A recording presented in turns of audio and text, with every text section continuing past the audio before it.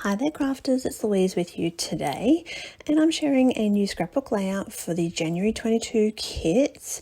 Here's the background that I created earlier in the month that I decided didn't suit the layout. I knew that I could salvage it, but it didn't suit what I was working on at the time, so I'm going to go ahead and use that background in a different way. Now I've chosen a photo, as you can see, and I really like this sort of sunburst type paper. So I decided that I'm going to cut it. And this is not something I do often, and I really had no idea what I was doing. I didn't know how to make it work. I knew what I wanted it to look like, but it really just did not come out that way. As I started to cut it, it wasn't quite right. So I'm just going to have a little bit of a play around. I end up turning those starbursts around and actually creating this really fun sort of triangular pointed layout in the background behind my photo.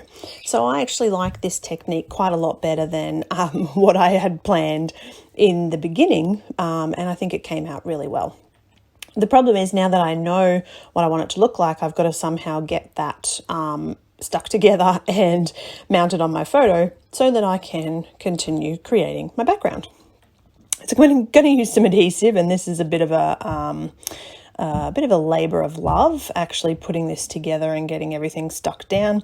Not all of them attached, and then my adhesive got stuck to my background. So at this point I'm kind of thinking, goodness me, why did I even try this technique? But I do like the way it's turned out, so it was worth it in the end.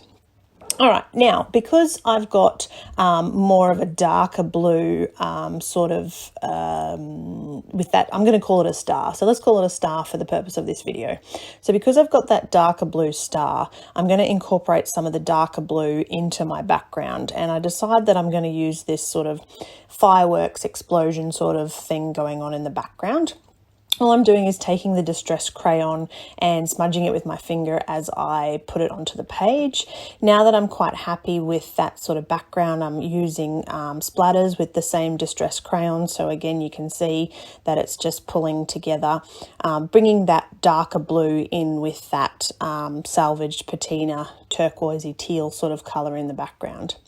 Now, I also have in my stash the metallic distresses. So because we have the silver hearts in the kit as well, I decide that I'm going to use a little bit of silver in my background explosion. I then create just this messy sort of border in the background, and around the page I'm going to add a little bit more of that leftover distress. I've chosen a photo. It was probably a little bit harder to embellish this page, so I've kept the embellishments pretty light, purely just because in terms of the elements of the kit, the brighter colors were a little bit tricky to use with those muted tones. So I had to pull out a few different things to embellish, but I do like the way this turned out and the simplicity of the layout. You know, the background really shines. It's got a title, and then it's got a little bit of embellishing as well. So thank you for watching. I hope you enjoyed.